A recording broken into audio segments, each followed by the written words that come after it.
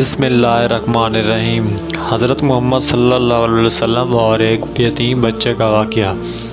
ایک مرتبہ ہمارے پیارے نبی صلی اللہ علیہ وسلم نماز عید کے لیے نکلے تو آپ صلی اللہ علیہ وسلم نے دیکھا کہ سب بچے کھیل رہے ہیں، مگر ان میں سے ایک بچہ ایک طرف بیٹھا رو رہا ہے، اس کے کپڑے بھی پھٹے پرانے ہیں۔ ہم پیارے نبی صلی اللہ علیہ وسلم نے اس بچے سے فرمایا، بیٹا کیا بات ہے، تو رو رہا ہے اور بچے کے ساتھ کھیلتا نہیں؟ غالباً بچے نہیں جانتا ہوگا کہ اس کے مخاطب ہمارے پیارے نبی صلی اللہ علیہ وسلم ہیں، یا پریشانی کی وجہ سے نہیں پہچان سکا ہوگا، اس لیے اس نے کہا، صاحب مجھے میرے حال پر چھوڑ دیجیے، دراصل میرا باپ فلاں غزوے میں ہمارے پیارے نبی صلی اللہ علیہ وسلم کے ساتھ جہاد کرتے ہوئے شہید ہو گیا تھا، میری ماں نے دوسرا نکاح کر لیا ہے، وہ میرا مال کھا گئے اور میرے ستیلے باپ نے مجھے گھر سے نکال دیا، اب میرے پاس نہ کھانا ہے نہ پینا ہے، نہ کپڑا ہے نہ گھر ہے۔ جب میں نے اس بچوں کو کھیلتے اور نئے کپڑے پہنتے دیکھا تو میرا غم تازہ ہو گیا، اس لیے رو پڑا۔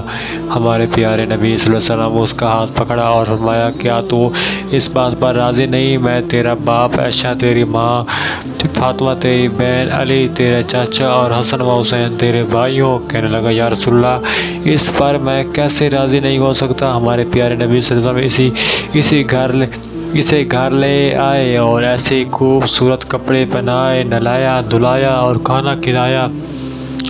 وہ خوش و خرم میں نکلا تو لڑکوں نے پوچھا، ابھی تو رو رہا تھا اور اب بڑا خوش و خرم ہے، بات کیا ہوئی ہے؟ وہ کہنے لگا، میں بھوکا تھا، اللہ تعالیٰ نے میرے کھانے کا انتظام کر دیا ہے، میں ننگا تھا، اللہ تعالیٰ نے میرے کپڑے کا انتظام کر دیا ہے، میرے پاس باپ رسول صلی اللہ علیہ وسلم، ماں سید عائشہ، بہن سید فاطمہ، چچا سیدنا علی اور بھائی حسن و حسین بن چکے ہیں۔ یہ سن کر لڑکے کہنے لگے، کاش آج ہمارے باپ بھی نہ ہوتے۔ پر یہ لڑکا ہمیشہ ہمارے پیارے نبی صلی اللہ علیہ وسلم کی زیر کفالت رہا، حتیٰ کہ جس دن آپ صلی اللہ علیہ وسلم نے وصال فرمایا تو یہ بچہ رو رہا تھا اور کہا رہا تھا، افسوس میں آج پھر یتیم اور غریب ہو گیا۔ اس کے بعد حضرت ابوبکر نے اس کو اپنے ساتھ ملا لیا۔